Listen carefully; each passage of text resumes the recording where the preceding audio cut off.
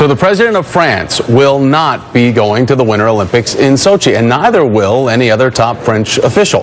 Francois Hollande now joins other European leaders snubbing the Winter Olympics in Russia. It was last week that Germany's president and the European Union's Justice Commissioner both announced that they will go, or that they will not be going to the Winter Games. Both governments have faced pressure from the human rights groups to boycott the Games in protests of Russia's anti-gay laws. And now one American human rights organization is urging the Obama administration to send LGBT leaders as part of its official U.S. delegation to the Winter Olympics.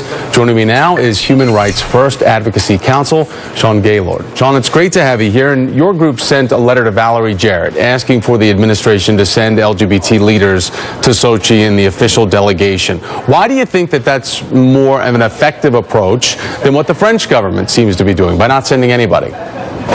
Well, I don't think the two things cancel each other out. I think sending the president or first lady is also, not sending them is also something that we would support, sending a sort of lower level delegation.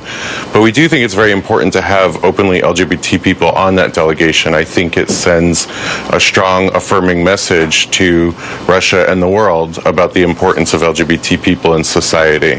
Who, I mean, do you know of anybody that's on the short list to be a part of the U.S. delegation? Do you have any word? Because the First Lady did go as part of the delegation to the Summer Olympics. We haven't heard anything official yet. We're hoping, I think the news is supposed to come out in the next week or two. We do know that the administration has received our letter. Mm-hmm. We've had opportunities to do some follow-up in other meetings at the White House and State Department, and we have reaffirmed that ask.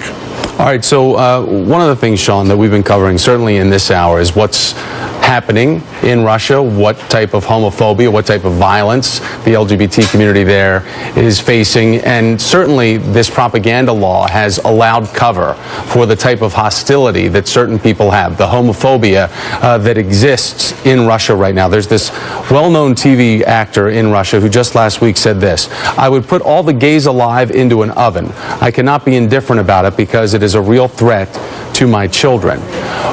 There's the Russian actor right there that made that reprehensible statement. But how do you feel about the symbolic act of being at the Olympics, of having openly gay people as part of the American delegation, and what type of message that sends, not only to Vladimir Putin, but a message to the LGBT community in Russia? Because I would imagine that without this type of attention, they have to feel very isolated. Absolutely. We're very connected with people on the ground in Russia pushing for full equality. Human Rights First organized a briefing for several of them last week on the Hill, and we talk to them constantly. We're definitely taking our cues from what they think would be most helpful, and I think they agree that having LGBT people as part of the delegation would send that type of message that they need to send. They need to be included in Russian society. They need cultural acceptance to happen, and sending a delegation that includes openly LGBT officials, I think, can help move that forward. Yeah, it's not about asking for special protection. It's about asking and seeking equal respect. We do know, as we look at the larger picture here, Sean, that LGBT rights is just one of the points of friction between our country and Russia right now. As we look at the litany of other things right now, it's Russia's support for Syria, their relationship with Iran, current crisis in the Ukraine, also the protection of asylum that was granted to NSA leaker Edward Snowden there in Russia. So how do you think that the president can balance all the delicate foreign policy issues but still take a decisive stand on human rights? Because so many people consider President Obama to be the first gay president. Right. Well, I mean, that is something that the president has to struggle with all the time. But I would describe what's happening in Russia now as a real crisis for the LGBT community.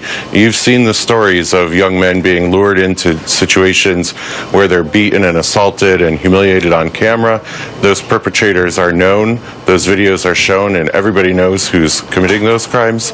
And yet the police do absolutely nothing. And you know also that there's a proposal that's probably going to come back after the Olympics Olympics to allow the Russian authorities to take children away from LGBT parents. So I think when things like that are happening, it rises to a whole new level. And even though President Obama does have to balance competing concerns, I think the situation there is getting very frightening. Sean Gaylor with Human Rights First. Sean, great to have you on. Thank you, sir.